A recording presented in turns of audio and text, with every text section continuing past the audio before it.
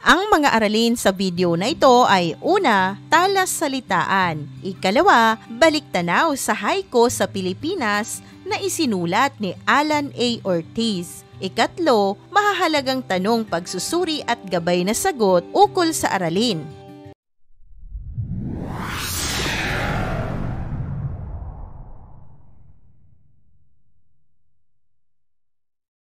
Narito na ang kahulugan ng mga piling salita na ginamit sa aralin sa ating talasalitaan.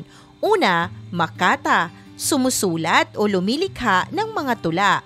Manunulat na gumagamit ng masining na wika upang ipahayag ang damdamin at kaisipan. Ikalawa, ritual, seremonyang isinasagawa ayon sa nakasanayan, kaugalian o paniniwala, madalas na may kaugnayan sa relihiyon o tradisyon. Ikatlo, payabungin, paunlarin, palakihin o pagandahin. Ikaapat, linangin, paunlarin o pagyamanin sa pamamagitan ng masusing pag-aalaga, pagsasanay o pag-aaral. Ikalima, matutunton, malalaman o matatagpuan.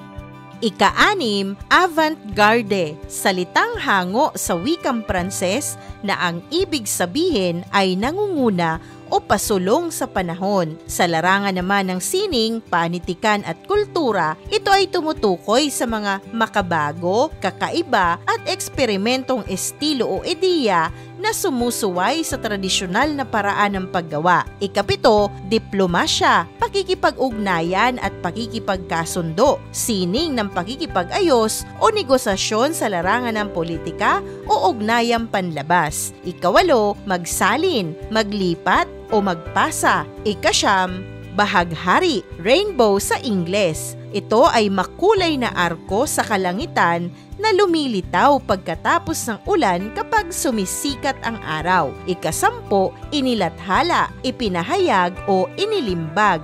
Basahin at unawain na natin ang akda ni Alan A. Ortiz na pinamagatang Baliktanaw sa Haiku sa Pilipinas. Hindi maipagkakaila na nasa dugo ng mga Pilipino ang pagiging isang makata. Bago pa man dumating ang mga mananakop sa bansa, ay nakatagni na ito sa kanilang pang-araw-araw na pamumuhay gaya ng paghihili ng sanggol, mga ritual sa pagtatanim, pananagumpay sa digmaan, pagdiriwang gaya ng pag-iisang dibdib, paglalakbay at marami pang iba na nagpapakita ng damdamin ng mga katutubong Pilipino.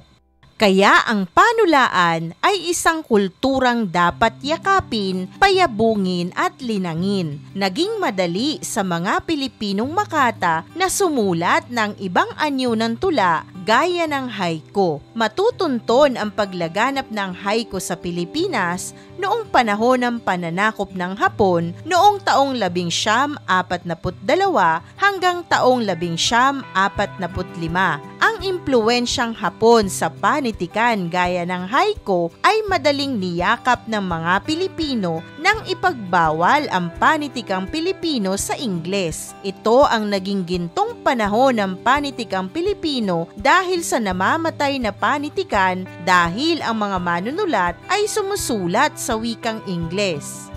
Ang haiku ay isang uri ng maikling tula mula sa Hapon na nagtataglay ng ilang katangiang nagbibigay kulay sa kanyang pagkakaiba. Ang tradisyonal na haiku ay binubuo ng 17 pantig na ang unang taludtod ay 5 pantig, ang ikalawang taludtod ay 7 at ang ikatlong taludtod ay 5 pantig. Tungkol sa kalikasan at imahe ng haiku, ipinakikita nito ang pagmamahal sa kalikasan at ang pagiging sensitibo sa mga detalye sa paligid. Sa makabagong panahon, mas malawak na ang tema ng paglikha ng haiku. Hindi na umiikot sa kalikasan, bagkus nakatuon na rin sa tao at kanyang karanasan.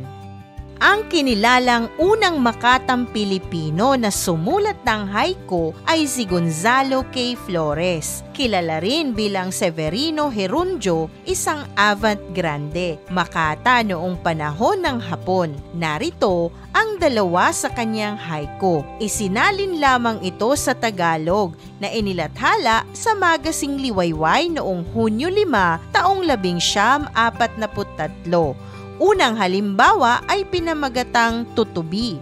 Hila mo'y tabak, ang bulaklak nanginig sa paglapit mo. Ang ikalawang halimbawa ay anyaya ang pamagat.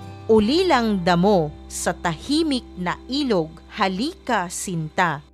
Narito ang maaari mong maging gabay na kahulugan sa halimbawa ng haiku. Sa unang halimbawa, maaaring ang tula ay nagpapaalala na ang bawat nilalang, gaano man kaliit, ay may kakayahang magdulot ng pagbabago o damdamin sa paligid. Maaari ring ang tula ay nagpapahiwatig na isang tao na may malakas na dating o karisma na sa kanyang pagdating ay nagdudulot ng panginginig o matinding damdamin sa iba. Ang ikalawang halimbawa naman ng tula ay maaaring madamdaming larawan ng pag-ibig at pag-iisa. Maaaring ipinapakita nito ang pagnanasa ng isang nagmamahal na muling makasama ang kanyang sinta sa gitna ng kalungkutan at katahimikan ng paligid. Maaari ring ipinapahiwatig nito na ang kalikasan, ang damo at ang ilog ay nagiging salamin ng damdamin ng tao. Tahimik, ngunit puno ng pag-asang muling magkikita ang dalawang pusong nagmamahalan.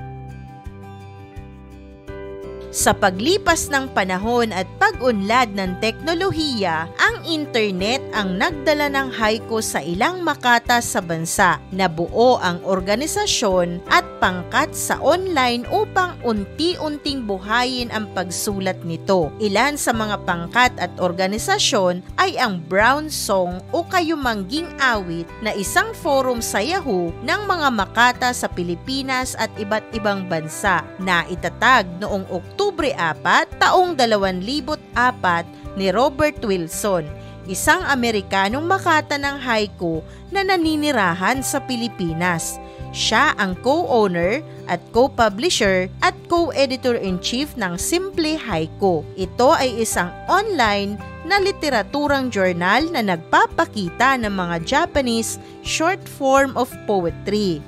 Ang Bahaghari ay isa ring online na pangkat sa Yahoo ng mga Filipinong makata at manunulat na itatag noong Marso 30, 2005 na may layuning magsali ng mga Japanese haiku sa wikang Filipino. Noong taong 2006 ay ginunita ang ika-50 anibersaryo ng diplomasya sa pagitan ng Pilipinas at Hapon mula taong 1956 hanggang taong 2006 bilang Philippine-Japan Friendship Day na inanunsyo ni Pangulong Gloria Arroyo. Dito nagsimulang magkaroon ng interes ang mga Pilipino na sumulat ng haiku na nagdala sa unang paligsahan sa pagsulat ng haiku para sa mga Pilipino na inorganisa ng Japan Information and Culture at Embassy of Japan at Universidad ng Santo Tomas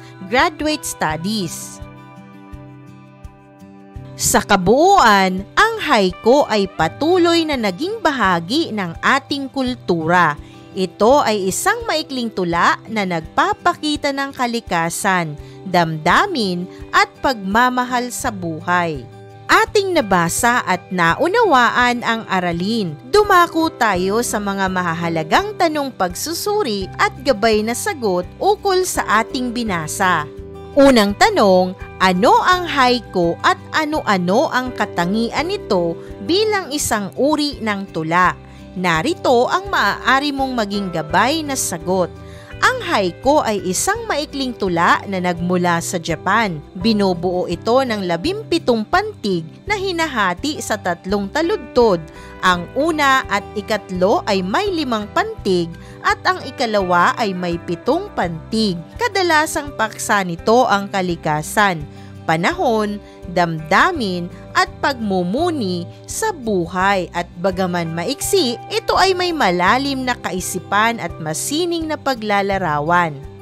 Ikalawang tanong, paano lumaganap ang haiku sa Pilipinas noong panahon ng pananakop ng mga Hapon? Narito ang maaari mong maging gabay na sagot. Nang sakupin ng mga Hapon ang Pilipinas noong taong 1942 hanggang taong 1945, ipinagbawal ang paggamit ng wikang Ingles kaya't higit na ginamit ng mga manunulat ang wikang Filipino. Dahil dito, naging popular ang haiku bilang isang anyo ng tula at naging bahagi ng tinatawag na gintong panahon ng panitikang Pilipino.